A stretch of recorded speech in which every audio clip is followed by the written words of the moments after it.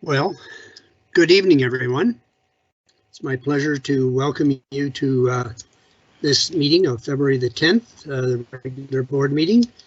And I would like to officially call the meeting to order. I would ask you to rise for the singing of our national anthem.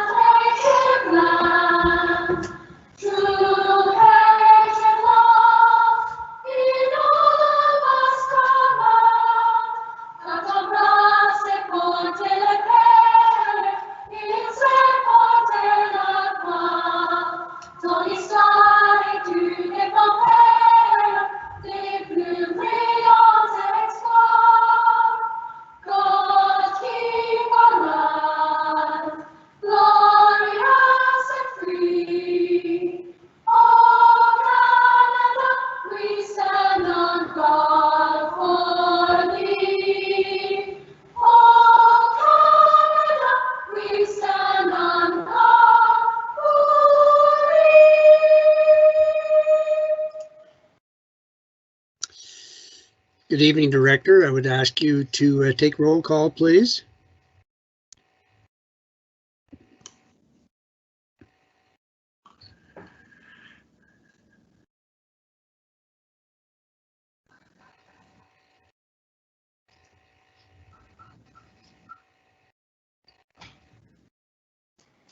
Director, would you please take roll call?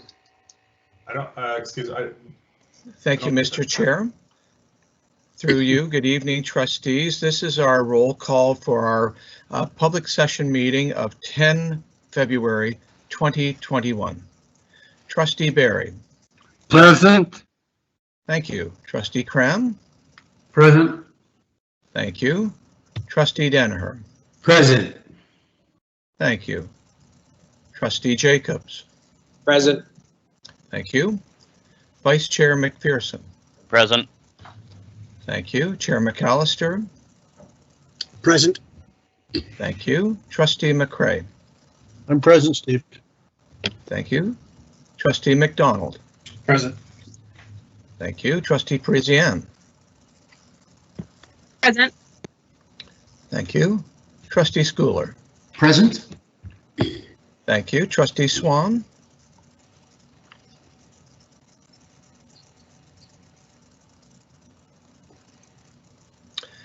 Student Trustee Evans. Present. Thank you. And Student Trustee Hughes.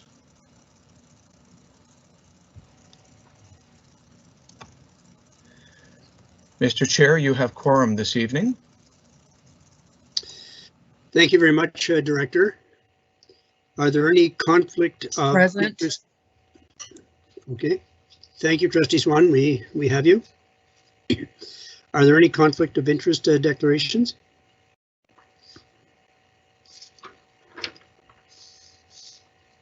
Hearing none. There is no unfinished business items under 7.0, 8.0. Director, would you have any comments that you'd like to make?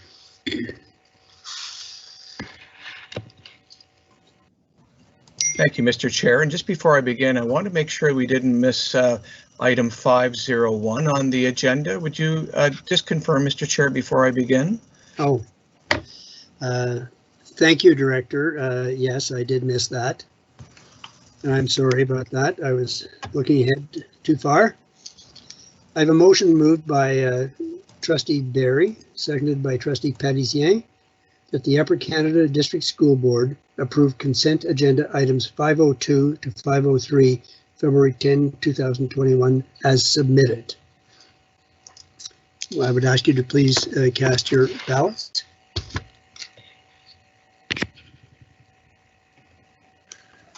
Trustee Danaher is having internet problems tonight, so I agree with the motion. So. I am too.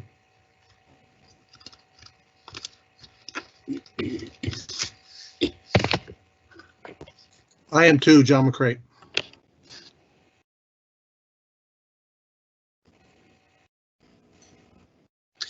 I know Miss Workman has been having difficulties with her internet as well.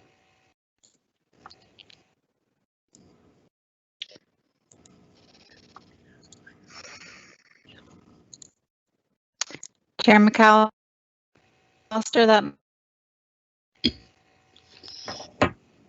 I'm assuming that Miss Workman said that that motion passed. That's what I'm hearing, Mr. Chair. Thank you. So, Director, would you have any comments? Thank you, Mr. Chair. Through you, good evening again, trustees. A couple of things I'd like to bring to your attention this evening. So we are well into the first month, or the month of February, I should say. What you'll hear this evening from staff is an update about how quickly not only that January moved, but our efforts to be able to respond to students when the provincial direction to do remote learning was in place, and how that fared for our students. So we'll look forward to providing you with updates this evening. February is also important because we've begun our new quadmester for our secondary school students and all of our secondary school programs. And you'll also hear this evening some updates with regards to the experience we had in serving our students doing remote learning, secondary and elementary, from last month. And we wish our students in quadmester number 3 in our secondary school programs every success, and to continue doing their best efforts to achieve their credits as part of their diploma program. As well, Mr. Chair, as you know, February is Black History Month and African Heritage Month in Ontario, and Black people in Canada have had a diverse history, background, and experience, and it's really critical that we are bringing back Black history and heritage into local schools in the Upper Canada District School Board.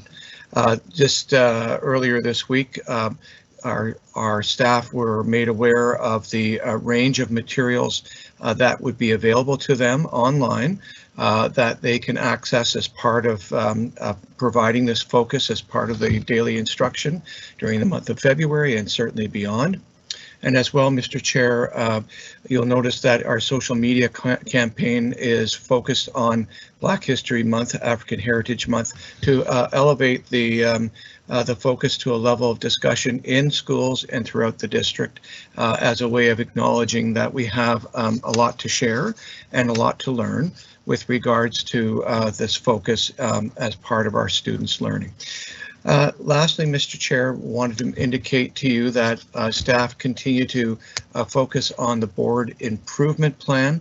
It is a compass for us to be focusing on how we wish to support our students in their learning and literacy, numeracy, and wellness, and that the staff continue to bring that to the attention of school administrators, and that will be a focus over February and March as we start to do a bit of a check-in in terms of how have our students fared after Quad 2 and after Term 1 in the elementary school program. So we'll look forward to be bringing updates to the board in the near future, in the next month or so, and we'll be very pleased to share those results, which we hope the very best, of course, for our students in light of the concerted efforts that our staff have been making to serve them under some pretty extraordinary circumstances, as we all know. So, Mr. Chair, I'm just going to turn that back over to you and to thank the board for the opportunity for this comment. Thank you very much, Director. I have 4 brief comments, but it follows to what the Director was saying with regard to Black Heritage and Culture Month. The Director and I have been reviewing the issue of anti-racism, equity, and inclusion in human rights. And I'm suggesting to you, trustees, that it's time to review our approach to the issue of human rights. We continue to work with the Township of Russell, for example, and their Human Rights Committee, and it has helped me to focus on the issue at hand.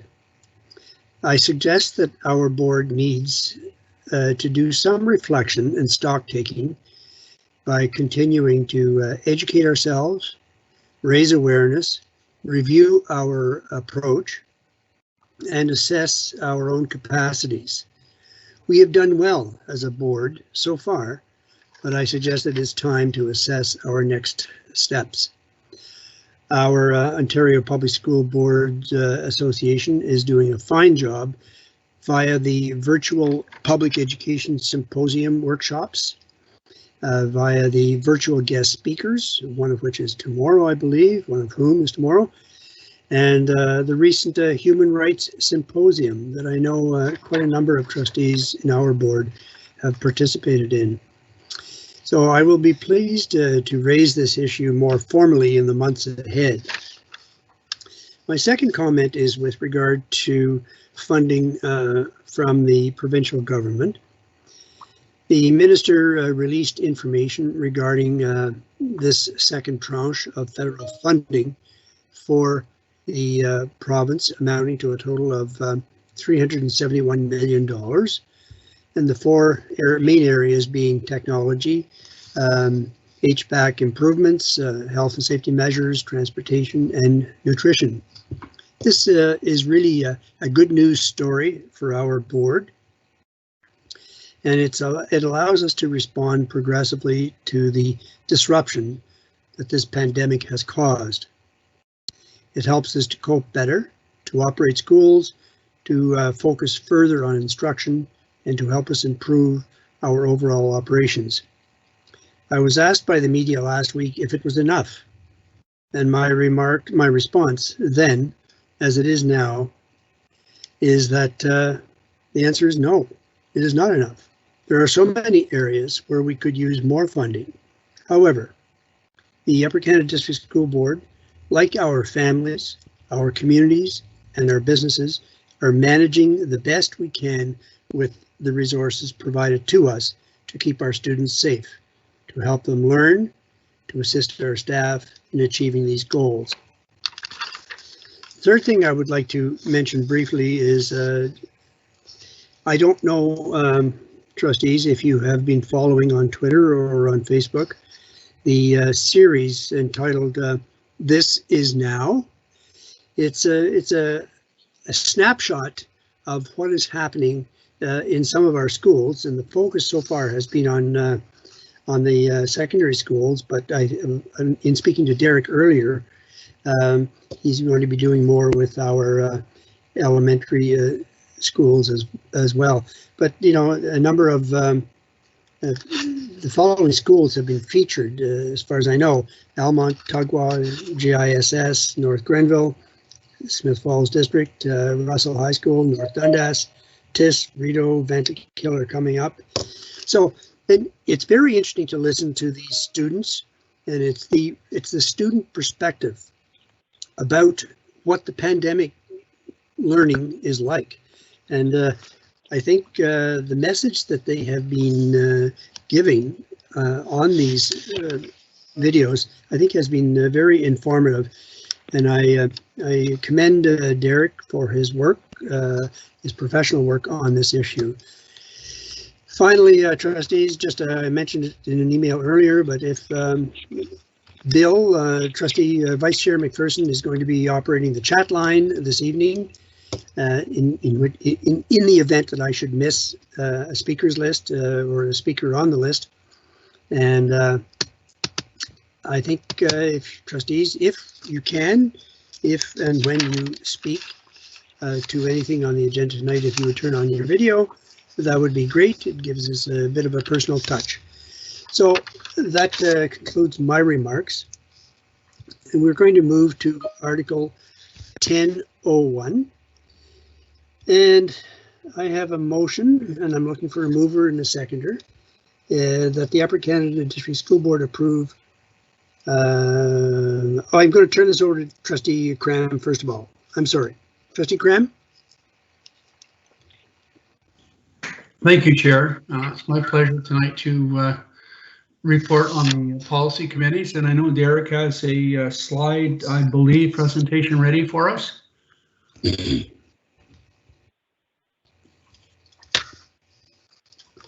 Thanks, Derek. As you can see, the committee represents myself, Trustee Cram, Trustee McDonald, Trustee Parisien, and we do have support of Director Sliwa, which is very much appreciated in our deliberations. We do try to follow the CREW acronym to make our policies follow in that particular process. So Derek, maybe if you go to the next slide. Okay, tonight we're going to present 5 policies to you. Student discipline, supervised alternative learning, expressions of sympathy, the video security surveillance property, and assessment and evaluation. And I know that members of the committee are going to address each of the particular ones, and so perhaps so give Derek enough time to put up the slides in between. If the presenters can just give us a brief pause for Derek to do it. So student discipline 126, I believe, is going to be up first, and I know Trustee McDonald is going to be introducing it.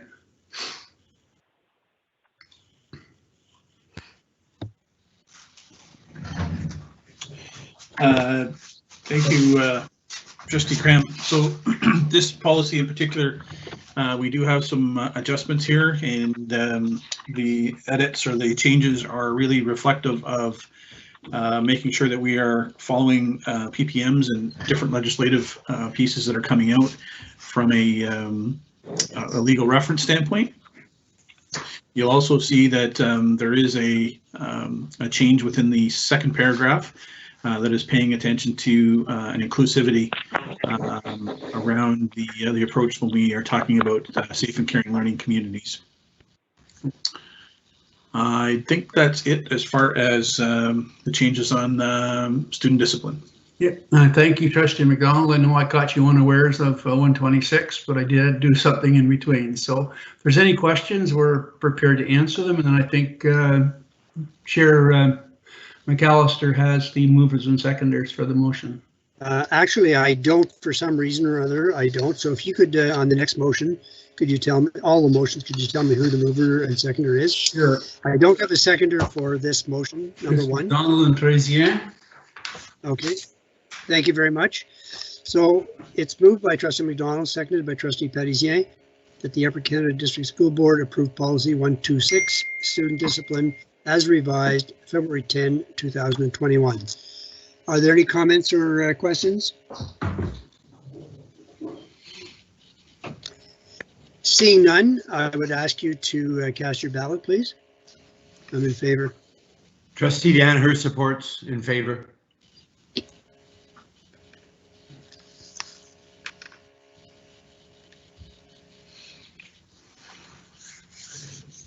I do as well, Chair. I'm having some difficulties here as well. I'm just waiting for the motion to come in. I believe Ms. Workman said that the motion carried. So I'm going to move to motion number 2. I'm in favor. Okay, thank you. That motion passes. I'm going to move to motion number 2. Would you care, Trustee Cram, to tell me who is the mover and the seconder?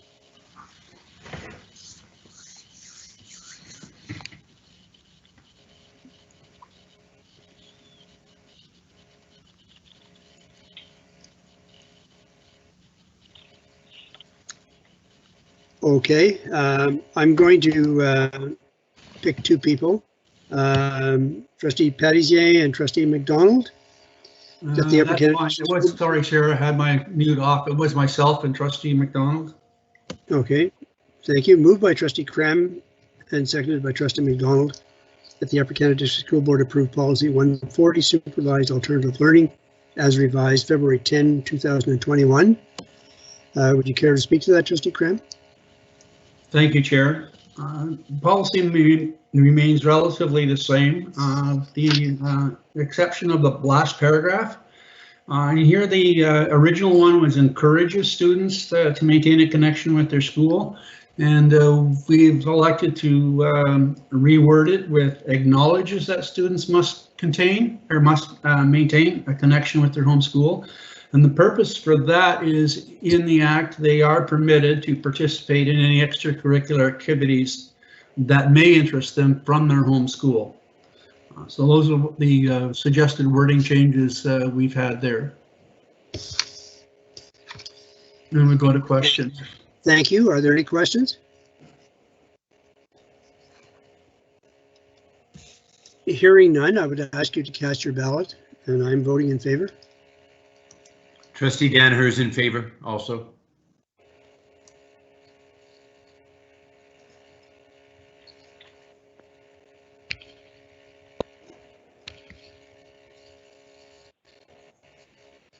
Chair McAllister, the voting is open.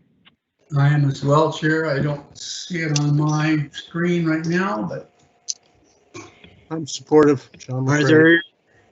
Are there any objections? Hearing no objections. just came on. Hearing no objections, we will move. I assume that, okay, here, now it's in favor. It just came up on my screen. Chair McAllister, that motion carries. Thank you, Ms. Workman. I'm going to move to motion number 3. Trustee Cram. Again, Chair, it's myself and Trustee Parizien on this one. It's expressions of sympathy, policy 417. Derek, if you could just put that up. So I have a motion moved by Trustee Cram, seconded by Trustee Parizien, that the Upper Canada District School Board approve policy 417, expressions of sympathy, as reviewed February 10, 2021. Any comments or questions? Thanks, Derek. You can see that there's absolutely no changes. We're recommending absolutely no changes to this particular policy. Please cast your ballot. Trustee Danaher in favor.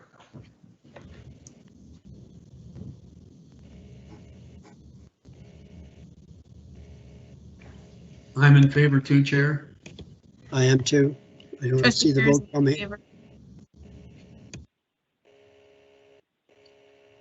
I'm sorry, Ms. Workman. Chair McAllister, the motion is open. It's not working right now. I'm in favor. I think I hear a consensus that that people are in favor. So I assume that motion passes. We're going to move to motion number 4. Trustee Cram, go ahead. Thank you, Chair. And Derek, it's 432 on the next slide. And this was introduced by Trustee Parizien and seconded by Trustee McDonald. So I have a motion moved by Trustee Parizien, seconded by Trustee McDonald, that the Upper Canada District School Board approve policy 432, video security surveillance, as reviewed February 10, 2021. Are there any questions or comments? Go ahead, Trustee Parizien. To my knowledge, sorry, I'm trying to open up my documents. They're not as quick, but as per I see on the screen, and I do recall from our discussion, there was no changes made to this policy. We were just bringing it back to the board to let everyone know that we have reviewed it, and it is going to remain as previously stated. Any questions, comments? Mr. Chair, through you, it's Stephen here. Yeah. Just wanted to bring to people's attention that the slide reads video security surveillance property, and it reads policy 124, which is incorrect. It is policy 432, and the text of that slide is correct, but the header at the top is not correct. So I just want to make sure that trustees know that they are voting on policy 432. Thank you. Thank you, Director. That's my fingers doing the wrong keys. Thank you, Director. I would ask trustees to cast your ballot, please.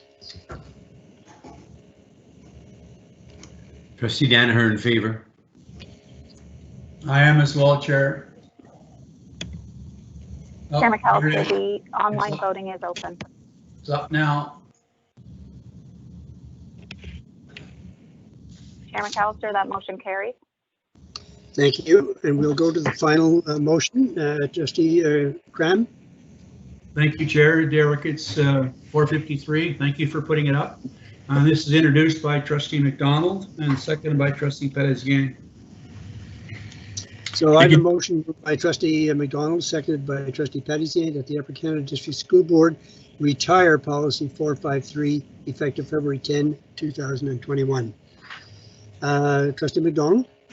Thank you, Mr. Chair. Thank you, Trustee Cram. So during our discussion, we actually booted this one around a couple times. So we had some discussion. We also had a lot of input from staff, our director. This is really more of an operational process, and although the policy will be retired, there is going to be an administrative procedure that will remain, and that will guide our staff in assessment of students.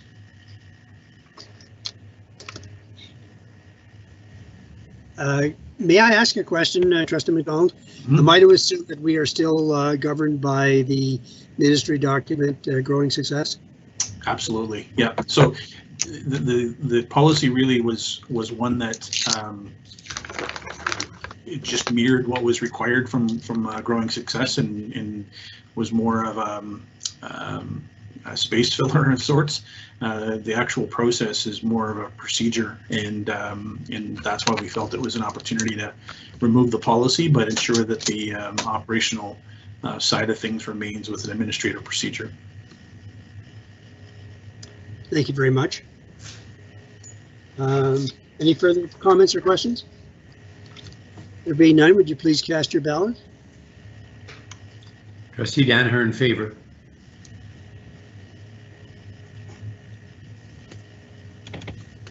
I'm in favor as well.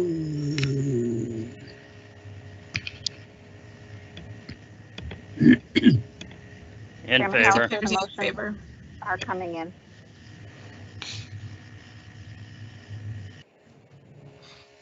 Chair McAllister, that motion carries. Thank you very much, Ms. Workman. We will now move to 10:02, which is a report of the Special Education Advisory Committee. And I will turn this over to Vice Chair or Chair of SEAC, Vice Chair McPherson. Thank you. Our SEAC met again virtually on the 2nd of February, I believe. Yep. And we had quite a productive meeting. Although we did have a few challenges with technology, but that seems to be par for the course these days. First thing we had was a presentation by our speech and language pathologists. They've got initials here, and I don't want to take a chance in getting them wrong. K. Cantwell and E. Gribben. And essentially they described our speech and language program to the members of SEAC. Really quite interesting, because as we got deeper into it, it is quite obvious that the board is using a common approach to several problems, whether it be mathematics, literacy, speech and language, special needs, wherein you begin with a large triangle at the bottom, which all students benefit to a certain degree, culminating to focused learning and intervention on those in most need. Very interesting presentation, and I actually feel bad that we at SEAC get to see presentations that I would love to see repeated at the board. The next item was, of course, the superintendent's, oh wait, back up. We covered off two parts of our spec ed plan this week, and I'd like to report that we're well on our way to meeting our June deadline for completing it. We went over the communication guide, as well as our infamous acronyms for special education and SEAC. We added a few and deleted a few, and we hope that our list is up to date. Then we moved on to the superintendent's report. We are hiring some extra staff to support our mental health program. And it noted that we had already purchased 500 Lexia licenses to support struggling readers. And I am not, how would I put it, sufficiently versed to tell you exactly what a Lexia license does, but I'm sure Superintendent Perry could fill in for me. That pretty well concludes it, but we also had received the Parents Council survey on special education. And so we started going through it, and it was actually decided to devote our entire next week meeting to it. And Superintendent Perry is in the process of developing a very powerful PowerPoint on that. And it is hoped that we will spend most of our next meeting discussing the executive summary in that, and maybe get some few ideas out of it. And then at the last of our meeting, we had an 11th hour concern by a member of our committee. It was not placed on the agenda when the agenda was approved, so it kind of took me a wee bit by surprise as chair. It was in regards to membership on SEAC, and there was a letter that was sent to the chair of the board and copied to all the trustees, and I'm sure you have all received and read it. It was not sent to SEAC. And because of that, I at first indicated that it would be disallowed. However, wanting to maintain cordiality at our table, I allowed her motion to go forward. It was seconded, but after a short discussion, it became obvious that it really wasn't going to go anywhere, and both the mover and the seconder agreed to withdraw the motion. In response, myself as chair, I am preparing hopefully a one-pager summary to SEAC, and I'm basically farming my way through 10 different school boards in Ontario, 8 rural, 2 urban, and just taking a look to see how their policies, procedures, and a few other parameters compare to the Upper Canada School Board. And it is my intention to present that as part of my trustees report at the next SEAC meeting on the 2nd of March. Again, we anticipate that we may be connecting virtually. We're just not sure at this point. So that's my report, and thank you. Thank you, Vice Chair. Are there any questions or comments for the Vice Chair or the Chair of SEAC? Mr. Chair, John McCrae. Go ahead, Trustee McCrae. Thank you. Bill, could I mention several things? I had an email today from one of the members about that, and the question was, the first question I'd hope you could find out if you can is if prospective members can come in a midterm, and second is if there, and it's assumed that there are shortages of parent associations on SEAC at present. If that's the case, can someone who might prospectively apply for membership be allowed to sit in the subsequent meetings as guests? Okay. I'll answer Thanks, your Bill. Thanks, Mr. Chair. I'll answer your second question first. Anybody is welcome to sit in our gallery. Anybody. Right now it's a virtual gallery, but if we were meeting in face, there's more than sufficient space at the back for people to come in and observe. On your first question, it is policy and procedure is in place. I believe the policy was reviewed in June of 2020. It is also embedded in the Spec Ed plan. Board member or SEAC committee members are appointed by a motion of the trustees.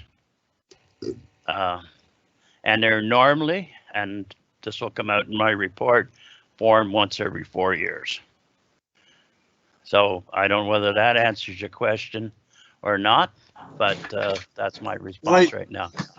Yeah, and fair enough. I'm just wondering when you speak to other boards, if it's policies the same elsewhere, or if they treat it differently.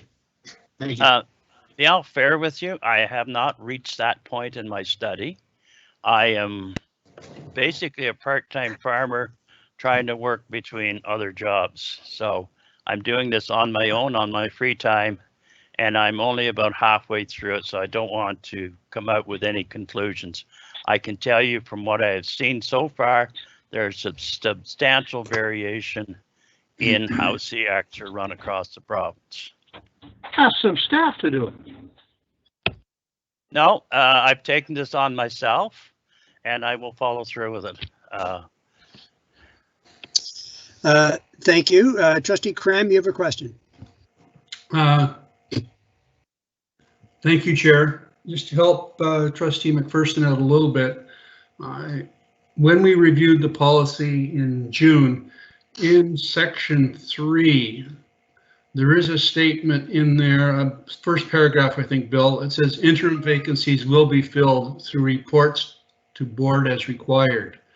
So yes, it's the trustees that would have a motion at the board table to increase membership or whatever to particular people, but it is possible in our own policy to bring a group in midterm. But if we do that, they're not in for they're only in for the balance of the remaining of that term of the board. So if somebody was to be approved now, or an association would be approved now, then they would only have a 2-year term before they would have to apply for the new board, and the director at this point would be doing a membership review for the next interim board, for the next board, to put the applications in place. So the only thing that we really need to establish, I guess, in looking at it is who does the applications go to? Is that a review committee that comes from the director? Does it go directly to SEAC? Does SEAC bring it to the board, or how is that process going to work? And I would think that would probably be hopefully under the administrative side by the director and Superintendent Perry. But I do know that there's an opportunity to fill an interim vacancy in the middle. SEAC is not involved in the selection of the committee. At no point does it go to SEAC. The same as I think about 3 months ago, we came to you with a request for a leave of absence. It was the board that received it and the board that make the decision. There is a normal vetting process, and in the spec ed plan, there is a distinct process for appointing associations. And I am not an administrator, but applications to join the SEAC committee pass through the director first. As the secretary of the board, he receives those applications. And at that point, there would be a vetting process or certain criteria. They have to be local associations with a local resident that is qualified to vote in our school board. And they have to be nominated on a letterhead, I believe, from the provincial association. But they have to be local associations with provincial affiliation.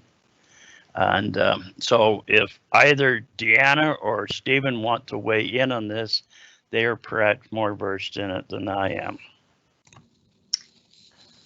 Through you, Mr. Chair, I would be pleased to provide a little bit of clarity on the policy and procedure. So the procedure that we currently have does allow for potential groups to come in if there's a vacancy, but the groups that would be considered by the review committee would be only those that applied at the initial formation of SEAC. So at this point, we have one vacancy that we have reached back to the association to request an alternate, and they have not provided an alternate. So there is a vacancy there. With respect to the current procedure, that vacancy would rest until the next formation of SEAC, which happens the meeting following the inaugural meeting of a new school board, whenever that is elected following municipal elections. So the policy and procedure we have been following, and our membership is looking, actually the SEAC had a discussion with respect to what recruiting would look like, and certainly we have reached out to the organizations and basically as SEAC Chair McPherson stated, the gallery is open to all of the organizations. Thank you very much. Trustee Swan, you have a question? Yes, through you, Chair. Can you please explain, and I think this would go to Superintendent Perry, on the reading software that was purchased, what grades is it, and just explain a bit. I've never heard of that package before. Thank you.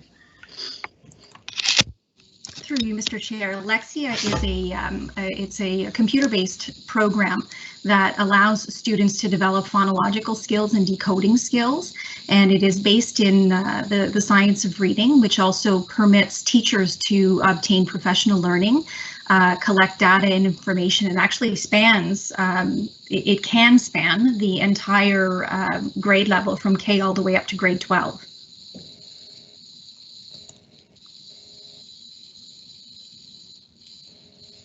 Thank you.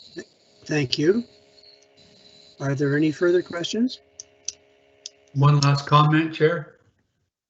Yes, go ahead, Trustee Cram. I think tonight, more than anything else, it was a discussion there that went out onto the table so people who are listening know what the procedure is, what the policy is, and if they do want to have access to SEAC, there's a process to go and do that. So if anything happened tonight, more than it was the policies and the procedures were explained publicly for anybody who wanted to go on the on SEAC.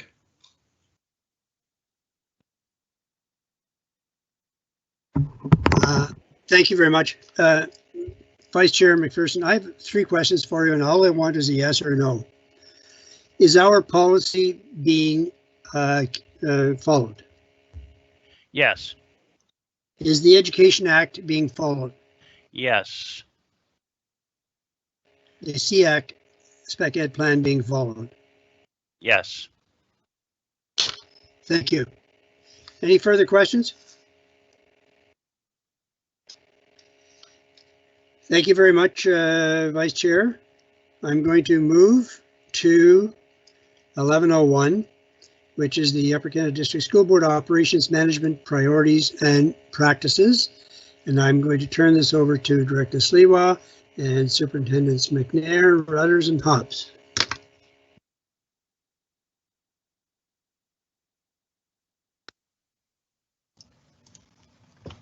Thank you, Mr. Chair. Through you, this is our monthly operations update, ladies and gentlemen of the board, and it's our intention to, as I mentioned in my opening comments, to bring members of the board up to date on operational matters, specifically relating to our efforts to sustain a focus on learning during July, and to update the board on enhanced public health measures that have come with the reopening of schools as directed by the Ministry of Education.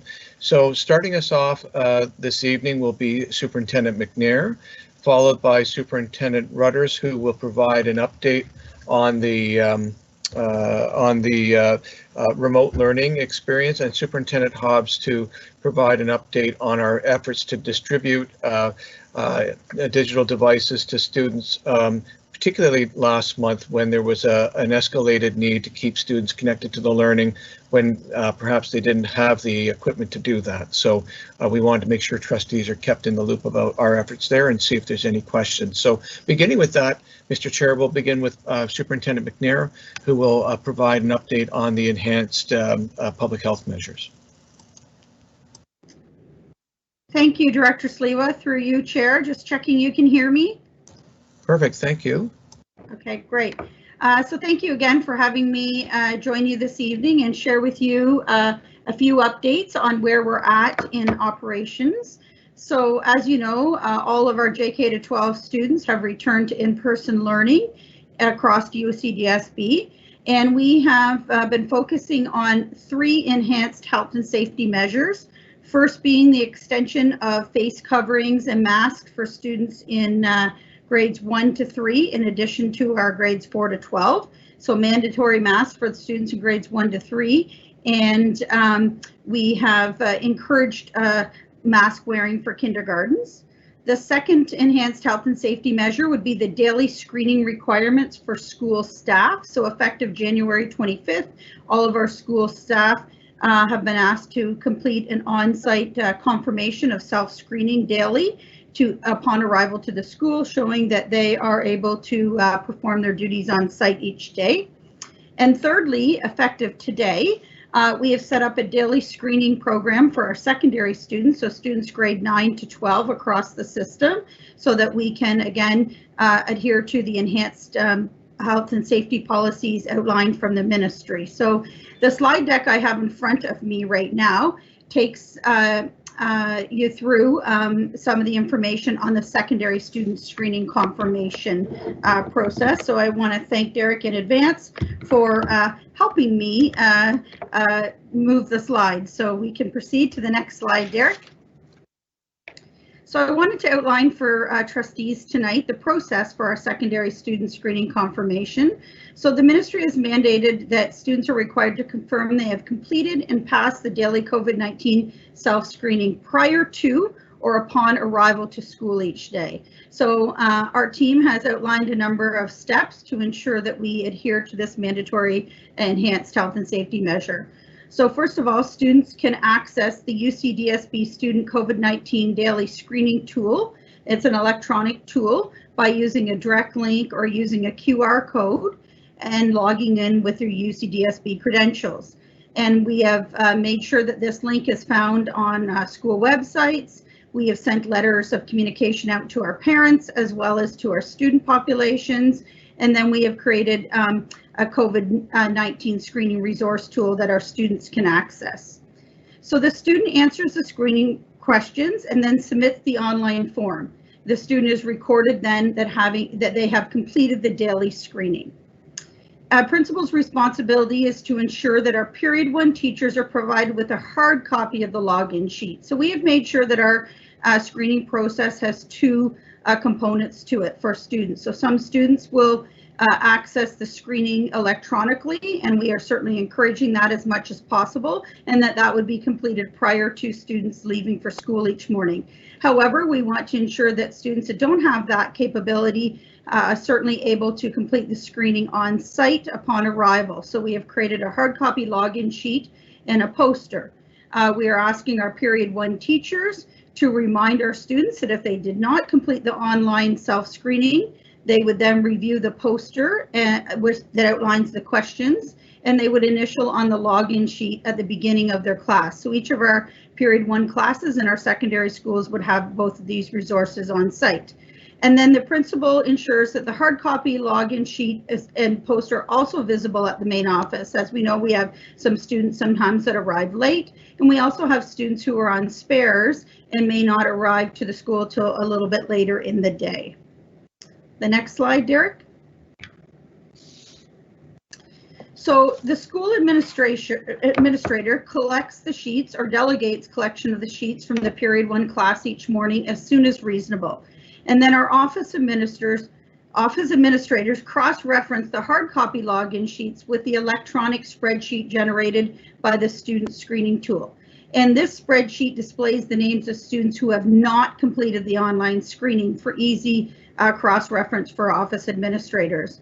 And then it is the principal's responsibility to ensure that all students that are in attendance each day at his or her site have completed this student self-screening, whether it be electronically or hard copy. And if a student does not pass the self-screening, they will be asked to return home and self-isolate until they meet the criteria for returning. The schools are not provided with the pass and fail results. It's important that our principals remind students that they must inform the school if they have not passed and they are not feeling well, so that they can follow the directions on the screening tool, which would be similar to what we would have been doing prior to today, where we've been asking our students to and parents on behalf of students to ensure their child has completed the screening. If somebody is ill at school, we would then for sure encourage them to access our wellness room until we can arrange for the student to return home.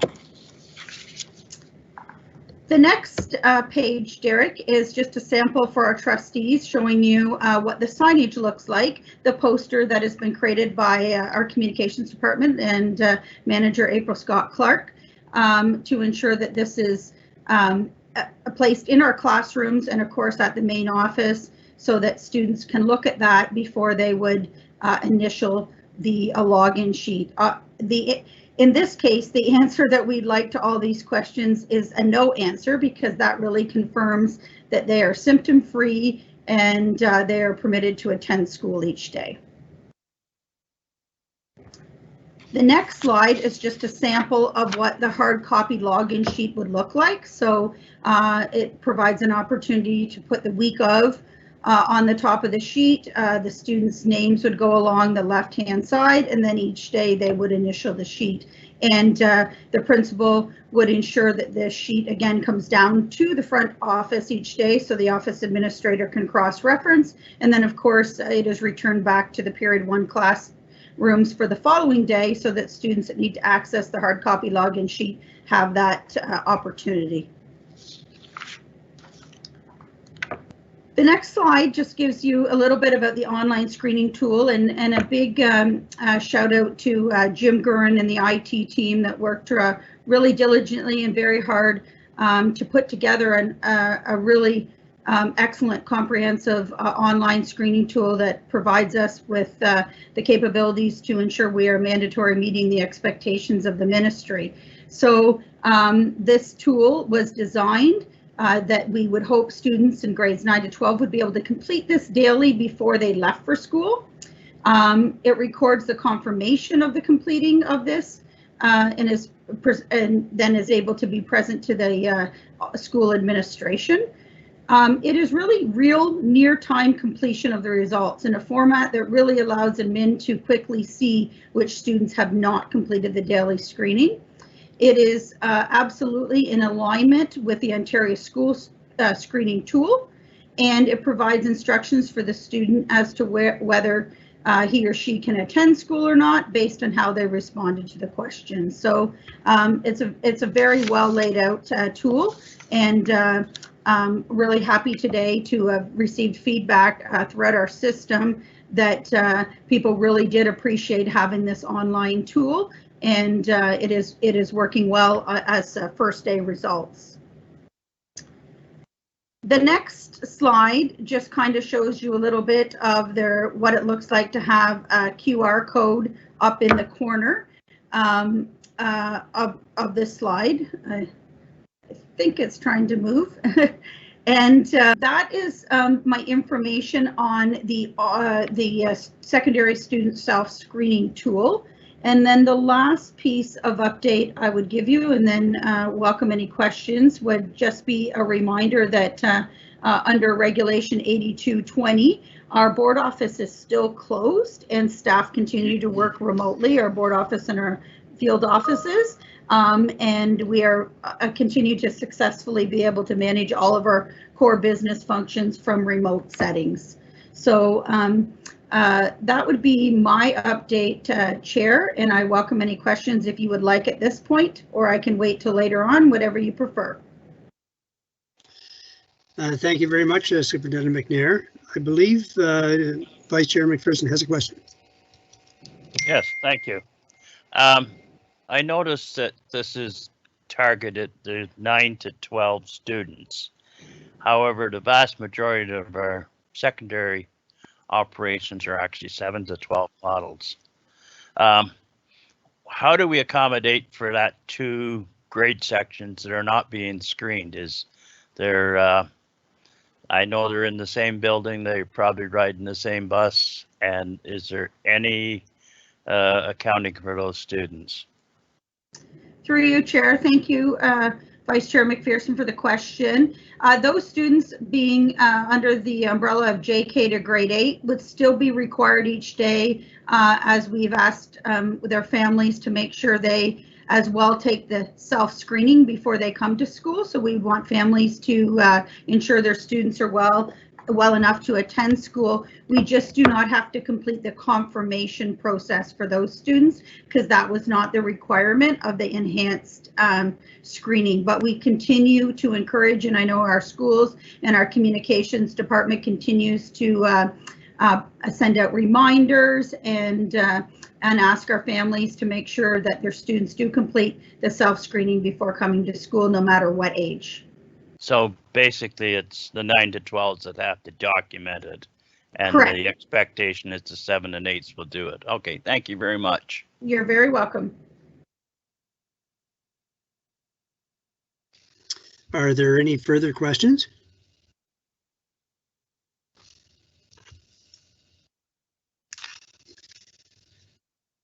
Hearing none. Anything else, Director, on this item, 1101?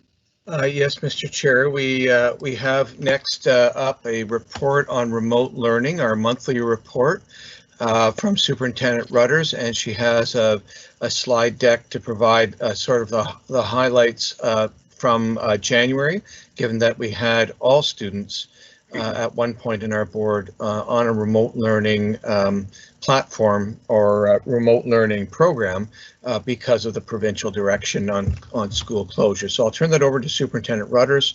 And then lastly, Mr. Chair, we have Superintendent Hobbs, who will give us a brief update regarding the distribution of digital devices to students. So over to Superintendent Rudders, Mr. Chair. Thank you. Through you, Chair. Can everybody hear me? Thank you. Perfect. Great, thank you. Derek, if we could move on to the next slide, please. I'm pleased to be here this evening to once again provide an update on remote learning, and particularly remote learning since our return to school in January. We first became aware, of course, of that requirement for full remote learning at the beginning of our winter break on December 21st. When the ministry announced that we were moving to province-wide remote learning effective January 4th. And the intent was at that point in time that our elementary students would only be remaining home in remote learning for a single week, while our secondary students would be at home in remote learning until January 25th. By January 8th, of course, we received further communication from the ministry that our elementary students would now have an extended period of remote learning beyond that initial week to January 25th. And throughout this first week in January, our teachers were really working diligently to confirm the mode of remote learning that our in-person learners would be able to access from home, and then ensuring, of course, that the appropriate learning materials were provided to them, either in digital or in non-digital formats. By January 20th, we received further direction from the Ministry of Education that provided for all of our Leeds, Grenville and Lanark schools, so any schools within that health unit would return to in-person learning by January 25th, but that our Eastern Ontario health unit schools would remain learning remotely until February 10th. And so upon receiving that direction and in consultation with our public health units, the senior team made the decision to have all of our secondary students continue to engage remote learning until the end of quadmester 2 and return to in-person learning for a fresh start at the beginning of quadmester 3.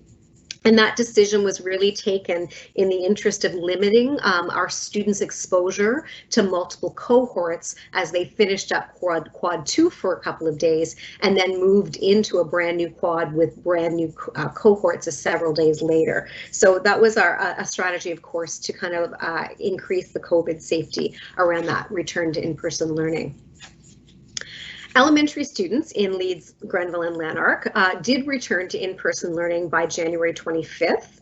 And then we received subsequent direction from the ministry on the 28th of January that put us in a position that the rest of our students in UCDSB, including those attending the Eastern Ontario Health Unit schools, would return to in-person by February 2nd, and that is in fact what did happen. Next slide, please, Derek. So throughout the whole period from January 4th onwards, those central supports that we've been talking a lot about this year have continued to be available to our educators to enable the teaching and learning that's taking place. And so our distance learning team were able to expand their live drop-in support sessions, and they ran from 8:30 to 3:30 daily for the entire month of January. And in addition, they were able to offer some targeted support sessions for some of our occasional teachers and for support staff. And as always, those sessions occur for the people who can attend them in live time, but they're always recorded for people to be able to go back and reference at a later date if they were unable to attend. The professional learning portal has over 1,800 members, and in the first week of January alone, there were 1,500 educators who were actively engaged on that site. Our distance learning team has noted that there seems to be an evolution in the nature of the inquiries that are coming from our staff, with greater interest recently on exploring some more sophisticated applications that exist within our foundational platforms. So for example, something that seemed to be creating a lot of interest in that first week back was the effective use of breakout rooms in the Teams platform in order to facilitate small group instruction and in order to facilitate students working in small groups as part of their learning. And so I think that what that's indicating to us is that, you know, our staff have clearly worked very hard throughout this year to master those foundational applications, and they're continuing to grow and to refine their remote learning capacities. Next slide, please, Derek.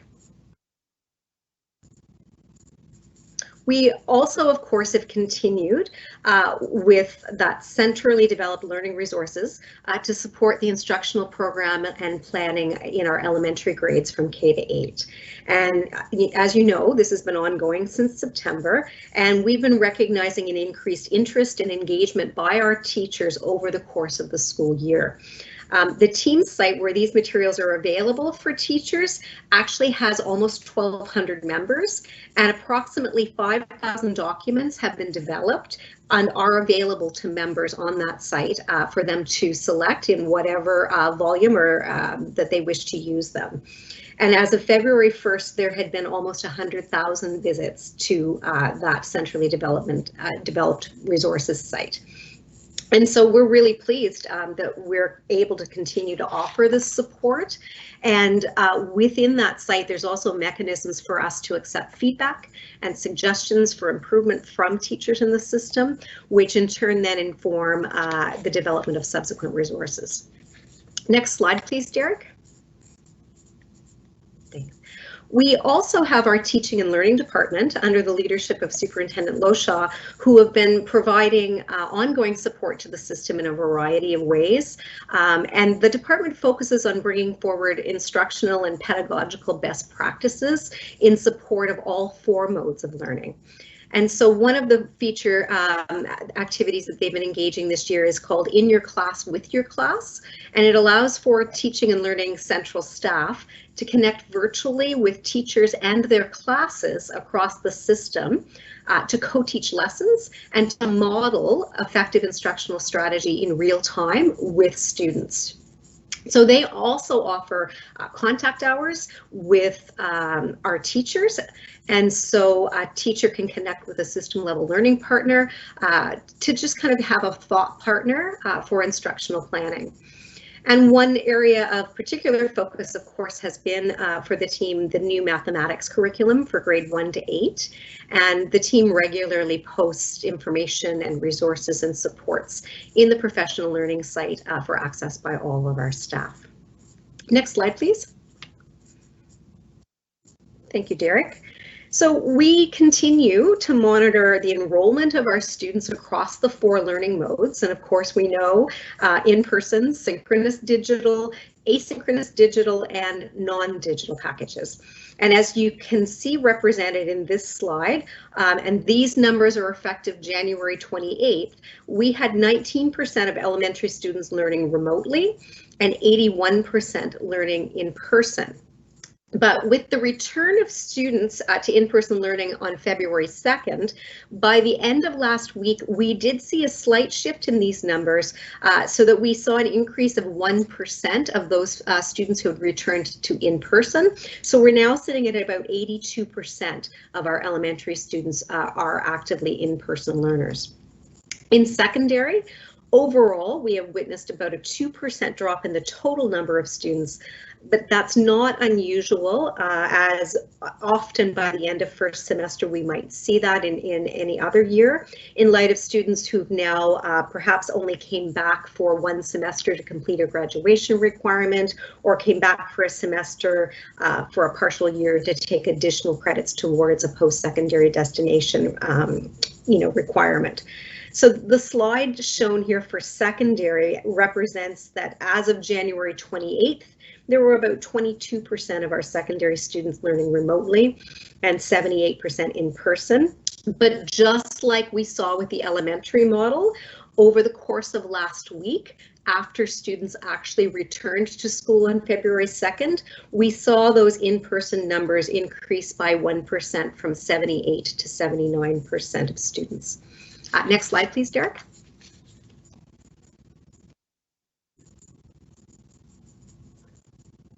So the next slide really just shows us in summary how that rate for remote learning has tracked over time since the beginning of the school year. And essentially, we've remained relatively stable, around 20 to 21% of students learning remotely since September. And that seems to be consistent within a 1 or 2% variation. But we will continue to monitor the student enrollments by learning mode moving forward so that we can really best understand how the pandemic is impacting instruction and learning and how that is evolving as changing circumstances related to community transmission and numbers evolves as well. So that concludes my update on remote learning for this evening, and I'd be happy to answer any questions that you may have.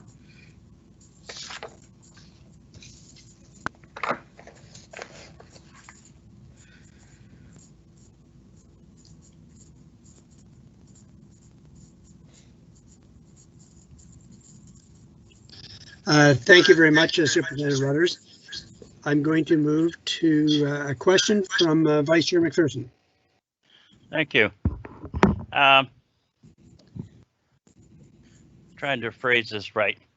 I guess it's a two-parter. First part would be, are we continuing with our co-op education programs? And if we are they considered part of remote learning or in-class learning? Thank you. So through you, Chair, I'd be happy to answer that with the knowledge that I have, but I do believe that Superintendent Coombs may also have more to add. I can just start off with that our co-op programs have been, to some extent, there's been in-person, but it's been largely virtual experiences throughout this year. So I would turn it over to Superintendent Coombs if he's with us to be able to just comment further on that. Sure thing. Thank you, Superintendent Rudders. Through you, Mr. Chair. Just to build on what Superintendent Rudders just said, yes, we do have a co-op education currently running. Much of, or at least a good portion of our current co-op program is virtual wherever possible. We do have some students who are working in businesses that are currently open, and of course that would be impacted by the lockdown over the past couple of weeks. We do anticipate continuing having co-op ed right until the end of the year into quadrimester 4.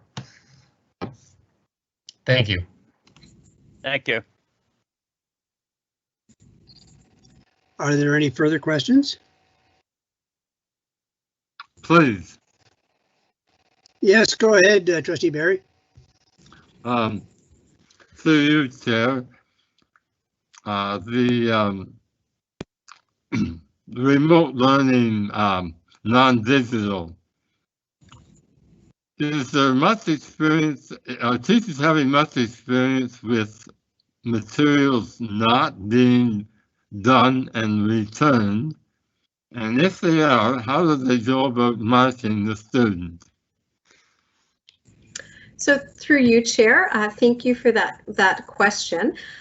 We have done a survey of our schools to get some feedback from principals about what they're seeing, and there really is a wide range of I guess, engagement, I would say, with regards to the return of the packages. We have packages that are coming back on time or in advance and fully complete, and we have some packages that come back with portions completed. It really depends on individual circumstances and families. Our goal is really to continue to engage students and families to the greatest degree that we can within and with consideration for their individual circumstances at this really challenging time for many of our families. Certainly our staff are pulling back in whatever they can from their students, and they're evaluating that. They're reaching out to provide feedback on that. But they are also within the context of the reporting process.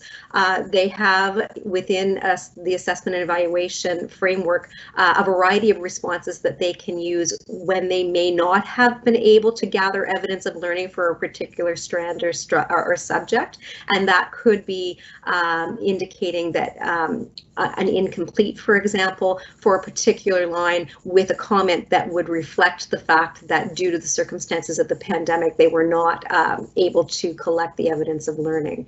So we're certainly reaching out and doing all we can to support students to bring forward and to return that evidence of their learning at home. But we really do need to be to recognize the individual circumstances of our families and do our best to report on what we have received and what we can confirm with our conversations with those families. Okay, thank you. Welcome. Are there any further questions? Hearing none, we're going to move on to Superintendent Hobbs. Executive Superintendent Hobbs, please. Thank you, Mr. Chair. I have a very brief update for you, and I apologize that my camera on my laptop's not working, so I think I need to call somebody in IT for a little help with that. Since I've been in finance, I've lost some of my technology skills, it appears. My update on the device distribution is very brief for you this evening. Very simply, what you may recall is that in the fall time frame, or even further back to spring, at one point we had a high of around 4,000 devices in circulation among students who were learning remotely. Obviously, over the course of the summer last year, we started collecting some of those back in anticipation of having a large number of students back in schools. At the same time as we were collecting devices back, others were going out to students who had opted into one of the remote digital learning strands. So the challenge that we've had in sort of pinning down devices is that virtually continually this year we've been collecting devices from kids who no longer need them because they're back in class, and at the same time sending devices out for students who need them because they're in a digital learning stance. That was actually quite obviously complicated over the Christmas holidays, as Superintendent Rudders indicated. When we knew that there was going to be a lockdown, our staff had held back approximately 1,000 brand new devices in case we were going to experience a lockdown and need to get those devices at the door. So in the January timeframe, or the first week of January, second week of January, we distributed just over 400 laptop devices and in a small number of Khajiit smart spots to the people who indicated they needed them. And we're in the process of preparing to circulate another 600 when it became announced that the lockdown was ending. So we started then immediately pulling devices back in, so that they would be available for schools to use to support the kids that are in schools to the extent possible. We still are in the process of collecting information. There's still the channels for parents to signal that they have a need for devices is still open. They can still call the number that we have, or I believe our survey is still open or was recently open. So people are still learning remotely. They can express an interest in devices, but we're not doing a large circulation. In fact, the net flow of devices would tend to be back in now as opposed to going out until such time as the circumstances change. As of about a week ago, our most recent device count out was about 2,500 devices that are out in the hands of students who are currently using them. And that number is sort of ebbing and flowing with, I would say, a slow net flow back in as kids, to some extent, trickle back in. But we are in the process, in response to recent federal funding or recent funding that's flowing, starting to look at another purchase of devices through OECM. Should we need those to support either remote learning or learning in schools with technology? That's the end of my report. Thank you. Thank you, Executive Superintendent Hobbs. Are there any further questions to either the director or the three superintendents who presented this evening? I got one question. Go ahead, Vice Chair. Jeremy, or Superintendent Hobbs, my apology. Your device count, does that include the devices that are assigned to special needs students under the SIA funding? No, that wouldn't include SIA devices. Okay, thank you. You're welcome. Any further questions? Thank you very much, superintendents, for your presentation. Very clear, very exact. Thank you.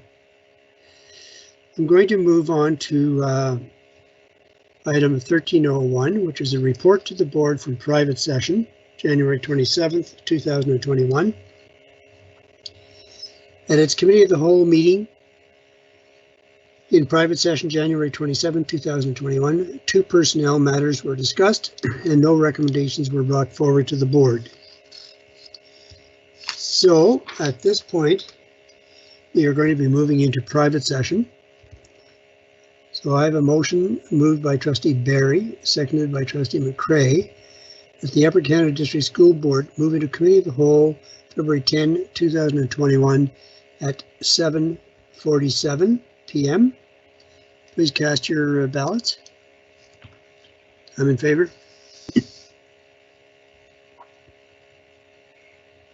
Chair McAllister, can you do a manual vote, please? I am just getting back onto the system.